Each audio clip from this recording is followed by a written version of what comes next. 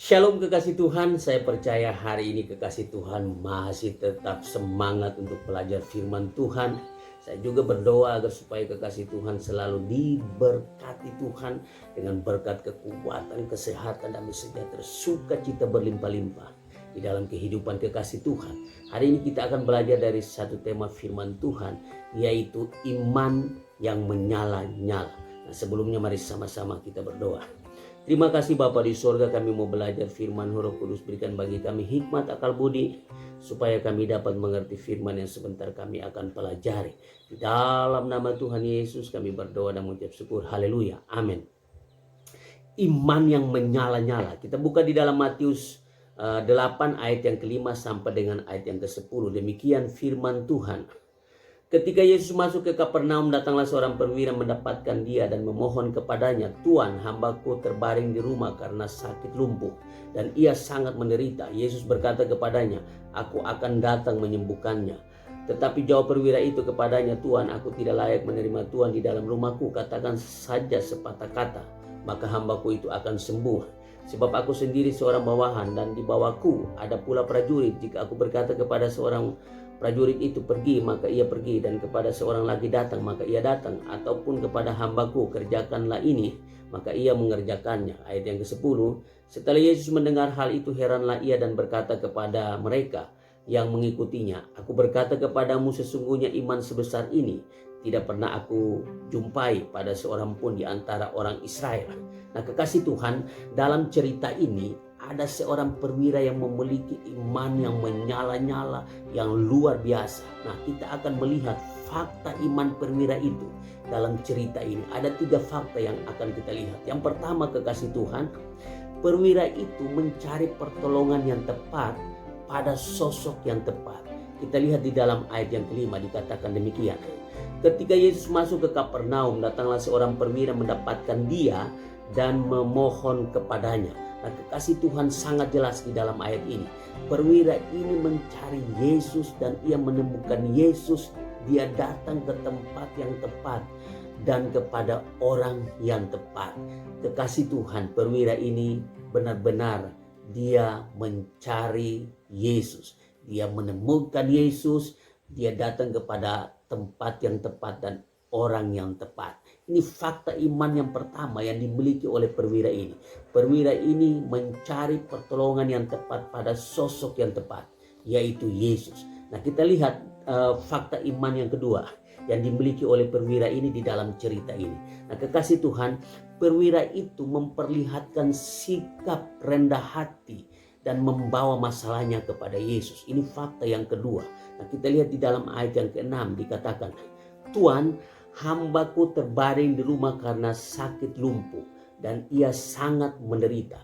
Nah, kekasih Tuhan, dalam ayat ini menunjukkan bahwa perwira ini melepaskan jabatan pangkatnya dan dia merendahkan hati di hadapan Yesus dan dia menceritakan masalahnya kepada Yesus. Nah, kekasih Tuhan, coba bayangkan, dia adalah seorang perwira yang berpangkat, tetapi kekasih Tuhan, dia melepaskan semuanya itu dan dia datang kepada Yesus.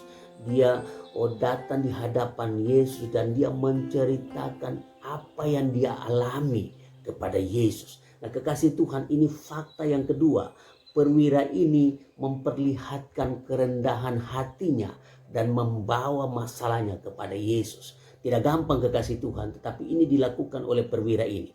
Ini adalah fakta iman yang dimiliki oleh perwira ini di dalam cerita yang tadi kita baca. Nah, kita lihat fakta yang ketiga yang kita temukan di dalam cerita tadi, fakta iman perwira ini. Nah, kekasih Tuhan, yang ketiga, perwira ini tahu bahwa Yesus memiliki kuasa eksosia yang besar atas hidup manusia. Nah, kita lihat di dalam ayat yang ke-8 dikatakan demikian. Tetapi jawab perwira itu kepadanya, "Tuan, aku tidak layak menerima Tuan di dalam rumahku. Katakan saja sepatah kata, maka hambaku itu akan sembuh." Nah, kekasih Tuhan, ayat ini jelas menunjukkan bahwa perwira ini yakin kalau Yesus punya kuasa eksosia yang mampu menyembuhkan, dia yakin benar-benar. Kalau dia nggak yakin, maka dia tidak mungkin mencari Yesus. Kalau dia nggak yakin, tidak mungkin dia merendahkan hati di hadapan Yesus, memohon kesembuhan. Nah, kekasih Tuhan, ini yang dialami, yang dilakukan oleh perwira ini. Nah, ketiga fakta iman ini menunjukkan benar-benar bahwa perwira ini benar-benar membutuhkan Yesus di dalam kehidupannya. Nah, ini ketiga fakta yang kita temukan di dalam cerita yang tadi kita baca, ayat-ayat yang tadi kita baca. Ini fakta iman yang dimiliki oleh perwira ini. Nah, kekasih Tuhan, kita akan lihat selanjutnya, kita akan melihat apa respon Yesus kepada iman perwira ini. Nah, ini yang sangat penting. Kita lihat respon Yesus kepada iman perwira ini. Nah, respon yang pertama yaitu Yesus kagum akan iman orang yang dianggap kaum kafir. Nah, perwira ini adalah kaum kafir, tetapi Yesus kagum akan imannya. Kita lihat di dalam ayat yang ke-10 dikatakan demikian firman Tuhan. Setelah Yesus mendengar hal itu, heranlah ia dan berkata kepada mereka yang mengikutinya, "Aku berkata kepadamu, sesungguhnya iman sebesar ini tidak pernah aku jumpai pada seorang pun di antara orang Israel." Nah, kekasih Tuhan, ayat ini menunjukkan benar-benar bahwa Yesus kagum, Yesus heran akan iman yang dimiliki perwira ini. Kenapa demikian? Perwira ini bukan orang Israel, perwira ini bukan orang Yahudi. Bahkan pada saat itu perwira ini dikatakan orang kafir karena bukan orang Yahudi. Tetapi Yesus heran dan kagum akan iman yang dimiliki oleh perwira ini. Nah, ini sangat luar biasa, kekasih Tuhan. Bisakah kita membuat sehingga Yesus heran dan kagum akan iman yang kita miliki seperti seorang perwira ini? Nah, kekasih Tuhan, ini benar-benar respon Yesus kepada iman yang dimiliki oleh perwira ini, yaitu Yesus heran dan kagum akan iman perwira ini. Nah, ini respon Yesus yang pertama terhadap iman yang dimiliki oleh perwira ini. Respon Yesus yang kedua, kekasih Tuhan, Yesus melihat bahwa iman perwira ini melebihi orang-orang Israel. Nah, di dalam ayat yang tadi kita baca, ayat yang ke-10 itu sangat jelas. Yesus mengatakan bahwa tidak pernah aku jumpai iman seperti ini di dalam di bangsa Israel. Nah, kekasih Tuhan, ini respon Yesus. Yesus melihat bahwa iman perwira ini melebihi orang-orang Israel.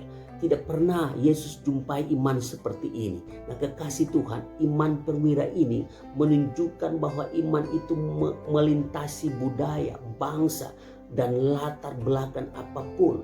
Nah, perwira ini bukan orang Yahudi. Perwira ini adalah orang yang tidak percaya kepada Allah pada saat itu, dikatakan orang kafir. Tetapi Yesus melihat bahwa iman perwira ini melebihi semua orang-orang Israel pada saat itu. Nah, kekasih Tuhan, ini menunjukkan benar-benar bahwa iman itu bukan hanya milik orang Israel, bangsa Israel. Tetapi kekasih Tuhan, ayat ini menunjukkan bahwa iman itu melintasi budaya, bangsa, bahkan latar belakang, kekasih Tuhan. Perwira ini, dia bukan orang Yahudi. Dia punya kedudukan yang tinggi. Tetapi kekasih Tuhan, Yesus melihat bahwa imannya sangat luar biasa. Dia memiliki iman yang luar biasa. Iman yang melintasi budaya, bangsa, latar belakang apapun. Nah, kekasih Tuhan, ini yang sangat luar biasa, kekasih Tuhan. Iman itu bukan milik orang Yahudi saja, tetapi segala budaya, suku, bangsa, latar belakang apapun, kita bisa dan kita punya hak untuk beriman kepada Yesus. Nah, kekasih Tuhan, Tuhan tidak melihat latar belakang kita. Tuhan tidak melihat kita ini dari suku bangsa mana. Tuhan tidak melihat budaya kita apa. Kita punya hak yang sama. Kita punya tempat yang sama untuk beriman kepada Yesus. Nah, kekasih Tuhan, ini respon Yesus yang kedua. Yesus melihat bahwa iman perwira ini melebihi orang Israel, melampaui, melintasi budaya, bangsa, dan latar belakang. Nah, kekasih Tuhan, kita akan lihat selanjutnya Apa dampak iman yang menyala-nyala? Apa dampak iman perwira ini yang menyala-nyala? Kita akan lihat bersama-sama. Ini sangat penting. Dampaknya apa, kekasih Tuhan? Nah, kita lihat dampak yang pertama, iman yang menyala-nyala. Yang pertama, kekasih Tuhan, iman yang menyala-nyala itu mendatangkan sukacita. Iman yang mendatangkan sukacita, itu yang pertama dampaknya. Nah, kekasih Tuhan, perwira itu sangat bersukacita karena dia bisa berjumpa dengan Yesus. Dan Yesus sendiri pun juga bersukacita karena melihat iman yang menyala-nyala dari perwira itu. Nah, kekasih Tuhan, luar biasa kalau kita memiliki iman yang menyala-nyala, iman yang sungguh-sungguh kepada Yesus, akan mendatangkan sukacita dalam kehidupan kita. Nah, kekasih Tuhan, dalam segala situasi yang kita hadapi, kalau kita memiliki kualitas iman yang sungguh-sungguh, iman yang menyala-nyala, maka akan membuat kita tetap bersukacita dalam segala hal, tetap bersukacita dalam segala situasi yang kita hadapi dalam hidup ini. Nah, kekasih Tuhan, kalau kita mau agar supaya kita tetap bersukacita dalam segala hal, kita tetap bersukacita dalam segala situasi, maka milikilah iman yang sungguh-sungguh kepada Yesus. Milikilah iman yang menyala-nyala kepada Yesus. Seperti perwira tadi, mendatangkan sukacita dalam hidupnya ketika dia berjumpa dengan Yesus. Dan bukan hanya perwira ini yang bersukacita, Yesus juga bersukacita karena dia menemukan iman perwira ini yang menyala-nyala, yang sungguh-sungguh kepadanya, kepada Yesus. Nah, kekasih Tuhan, mari, kalau kita mau memiliki iman yang sungguh-sungguh di dalam Yesus, mari, kekasih Tuhan, iman yang demikian akan mendatangkan sukacita bagi kita dalam segala situasi, dalam segala keadaan, dalam segala pergumulan kita. Nah, kekasih Tuhan, mari kita memiliki iman yang menyala-nyala, iman yang sungguh-sungguh di dalam Yesus, maka kita akan melihat sukacita itu ada di dalam kehidupan kita. Kita akan bersukacita dalam segala situasi dan keadaan yang kita hadapi. Nah, itu dampak dari iman yang menyala-nyala. Yang pertama, iman mendatangkan sukacita. Nah, kita lihat yang kedua, dampak iman yang menyala-nyala itu. Yang kedua, kekasih Tuhan, iman yang menyala-nyala itu mendatangkan pengharapan. Iman yang mendatangkan pengharapan. Nah, kekasih Tuhan, ketika perwira itu berjumpa dengan Yesus, maka dia punya pengharapan. Yang tadinya tidak punya pengharapan, perwira itu tidak punya pengharapan. Tetapi setelah dia berjumpa dengan Yesus, maka pengharapan itu ada. Nah, kekasih Tuhan, luar biasa. Orang yang tidak punya pengharapan, putus asa ketika menghadapi masalah, mungkin bahkan mau bunuh diri mungkin. Nah, kekasih Tuhan, banyak orang yang kehilangan pengharapan. Nah, tapi percayalah kekasih Tuhan, ketika kita datang kepada Yesus dengan sungguh-sungguh, kita cari Yesus dengan sungguh-sungguh seperti perwira ini, maka kita akan mendapatkan pengharapan dari Yesus. Nah, kekasih Tuhan, ketika perwira ini berjumpa dengan Yesus, maka dia punya pengharapan. Tadinya dia tidak punya pengharapan, tetapi setelah berjumpa dengan Yesus, maka dia punya pengharapan. Nah, kekasih Tuhan, ada satu lagu dikatakan begini, pengharapanku hanya Yesus saja. Nah, pujian ini sangat luar biasa. Pengharapan kita itu hanya Yesus saja. Artinya bahwa hanya Yesus yang mampu memberikan kita pengharapan. Yesus saja yang mampu memberikan kita pengharapan. Ketika kita memiliki iman yang menyala-nyala kepada Yesus, maka kita memiliki pengharapan. Nah, kekasih Tuhan, kalau kekasih Tuhan ingin memiliki pengharapan, maka datanglah kepada Yesus, beriman sungguh-sungguh kepada Yesus, memiliki iman yang menyala-nyala kepada Yesus, maka pengharapan itu ada di dalam kehidupan kita. Tidak ada yang mustahil bagi Tuhan. Segala jalan bisa Tuhan bukakan bagi kita. Mungkin bagi manusia sudah tidak ada lagi pengharapan, sudah tidak ada lagi jalan keluar. Tetapi percayalah, kalau kita beriman sungguh-sungguh kepada Yesus, kita cari Yesus dengan sungguh-sungguh, maka pengharapan itu terbuka buat kita. Jalan Tuhan terbuka buat kita.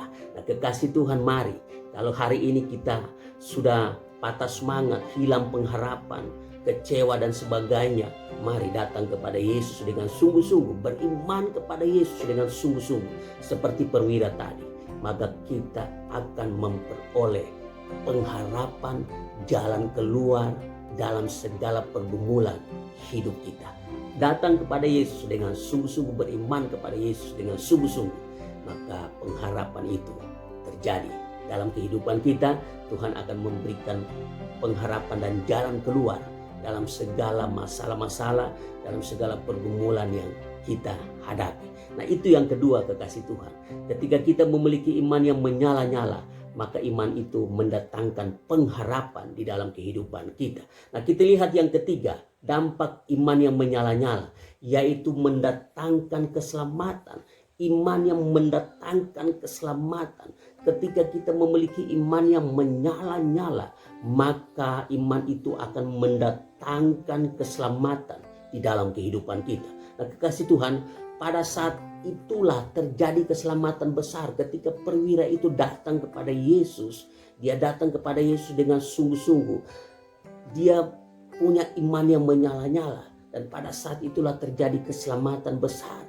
Karena iman yang menyala-nyala dari perwira itu kepada Yesus. Dia datang dengan sungguh-sungguh kepada Yesus, dengan iman yang menyala-nyala kepada Yesus. Maka saat itulah keselamatan terjadi dalam kehidupan perwira itu. Bukan hanya itu, bukan hanya keselamatan yang terjadi, kekasih Tuhan.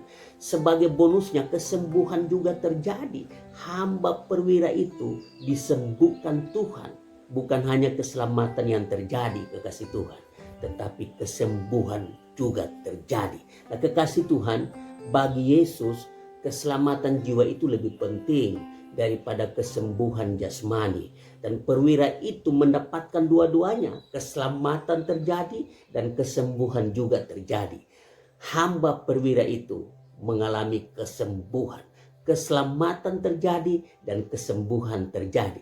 Nah, kekasih Tuhan, marilah kita cari Yesus dengan sungguh-sungguh. Jangan kita mencari dan mengejar kesembuhan, tetapi kita harus cari pemberi kesembuhan itu, yaitu Yesus.